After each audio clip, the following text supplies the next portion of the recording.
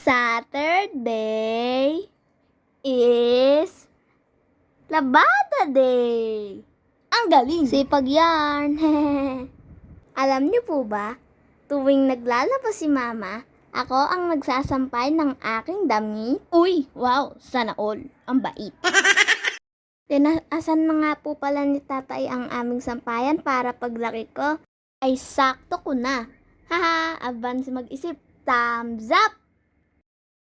At ibinilad ko na nga po sa araw ang mga damit ko para matuyo sila at maging daing na. Ay, wag ganun. Joke lang, mabango po kasi yung pinatuyo sa araw eh. Tama! At patapos na nga po ako dito sa pagsampay ng blouse.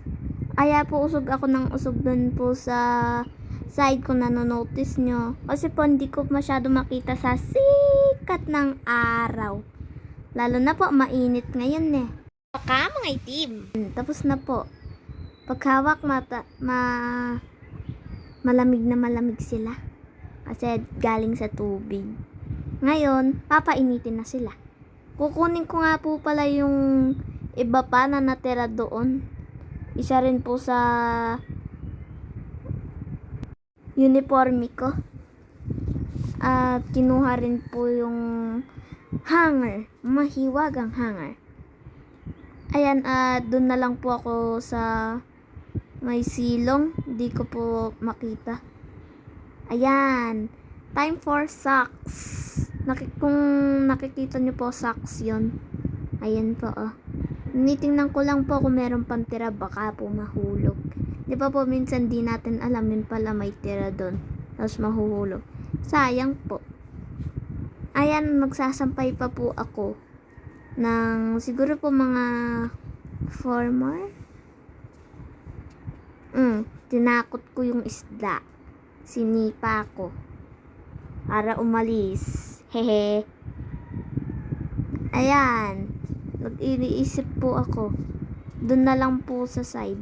Di ko rin po masyado makita. Yun po, may araw po banda doon.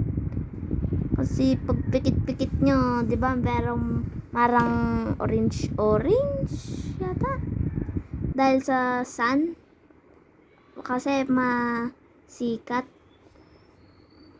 At ayan po yung pangatlo. Ilalagay ko na lang sa sentro para sila.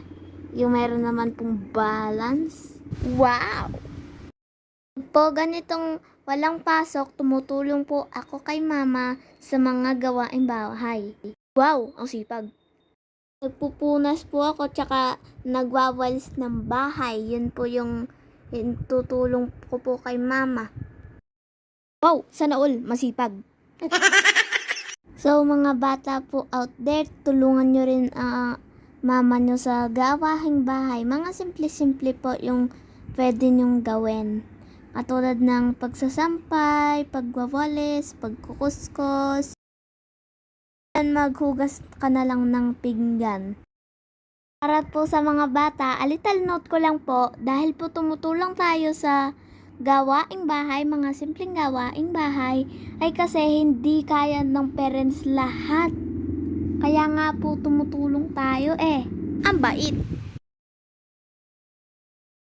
At ayan na nga po, natapos na po ako sa pagsasampay ng aking mga socks. At up next ay aking mga palda. Hintay-hintay lang po ng konti kasi po 4 po yung palda. Nilalagay pa po ni Mama sa hangeran para mahangir.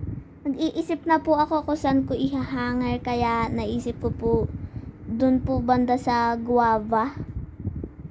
Ayan, doon. Ayan, hintay-hintay. Nasabit pa po ni Mama ang pangatlong palda, tapos pang 4th na kasi madami pong damit. Sipag yun! At ayan, natapos na po si Mama at binigay sa akin para isampay. Para matapos na rin po ako. Diyan ko po sinampay. Tapos pangalawa. Tinitingnan-tingnan ko po baka may nakadoble pa eh. Tapos mahulog. Sayang naman. At yung pang-apat, done. Usog-usog na lang po para matuyo. Kasi po pag usog-usog, mahihirapan yung sun. 'Di ba? Huy, hindi. Okay na.